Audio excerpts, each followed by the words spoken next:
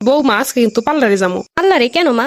আর চুলগুলো না কেমন একটা হয়ে গেছে, একটা কাট দিয়ে আসবো পার্লার দিয়া। আপনার চুলের লেয়ার কাটটা খুব ভালো মানাইবো। সত্যি তাই?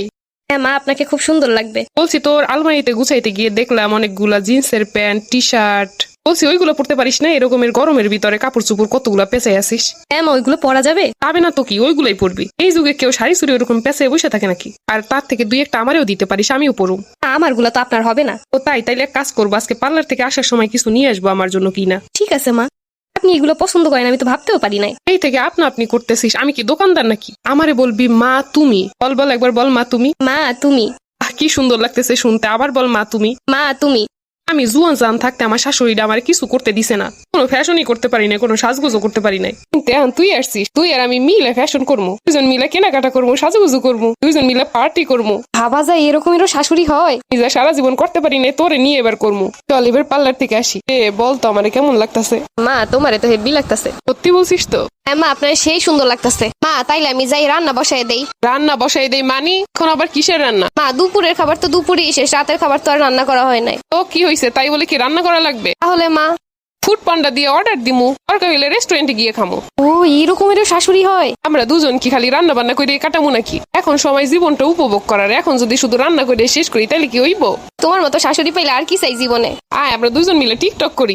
তুমি টিকটকও করতে পারো? মডার্ন যুগে মডার্ন না হইলে হইব? তাই তো। মা তোমার ছেলের একটু কও না আমাকে ঘুরতে নিয়ে যাইতে। কবে থেকে কইতাছি একটু আমাদের ঘুরতে নিয়ে যাও দূরে কোথাও, তা নিলই না। আমরা সামনের মাসে বিদেশ ঘুরতে যাবো। কোন দেশ মা? থাইল্যান্ড যাবো, থাইল্যান্ড। আপনি থাইল্যান্ডও চিনেন? আরে আমার ফেসবুকে দেখি না সবাই থাইল্যান্ডে যায়, এই জায়গায় যায়, সেই জায়গায় যায়। আপনার ফেসবুক অ্যাকাউন্টও আছে? ফেসবুক অ্যাকাউন্ট না থাকলে দেশের খবরাখবর কেমনে জানবো? শুধু ফেসবুক না, ইনস্টা, স্ন্যাপচ্যাট, টিকটক, এগুলো সব আমার আছে। আম্মা গো আম্মা, চল দুইজন মিলে আইসক্রিম খাই। আইসক্রিম তো নিয়ে আসি নাই মা। আরে ফ্রিজ ভর্তি আইসক্রিম আইনা রাইখা দিছি, তোর যখন মন চায় তুই বাইর করে খালি খাবি। হ্যাঁ আপনি এইগুলাও বোঝেন? আবারও আপনি আপনি করতেছিস, আমি কি দোকানদার? বলবি মা তুমি। মা তুমি না অনেক ভালো। আর শোন, তোর যত বান্ধবীরা আছে তাদেরকে আসতে বলবি বাসায়, সবাই মিলে একটা পার্টি দিব।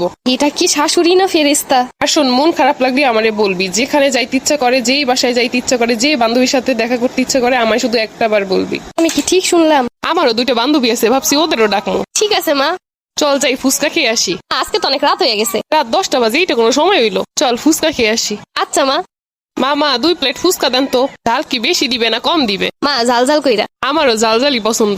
মামা ঝালঝাল কইরা দিয়েন। ফুচকা তো খাওয়া শেষ, কিন্তু এখন তো বাসায় যাইতে ইচ্ছা করতেছে না। তাইলে মা কি করবেন? চল আজকে আমরা শহরটা ঘুরে দেখি রাত্রেবেলা। এই রাতে গাড়ি পাইবেন কই? আছে আছে, গাড়ি আছে। তাইলে তো ভালোই হয়, চলো।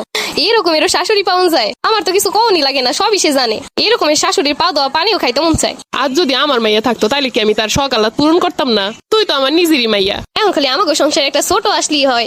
আরে ছোট টোটো আউনের সময় আছে, এখনই না। আগে তুই নিজে বড় হ, তারপরে ছোট। বাহ কি চমৎকার কথা। শাশুড়ি এমন না হইলে হয়? এরকমের শাশুড়ি থাকলে তার পোলা দিয়ে কি করবো?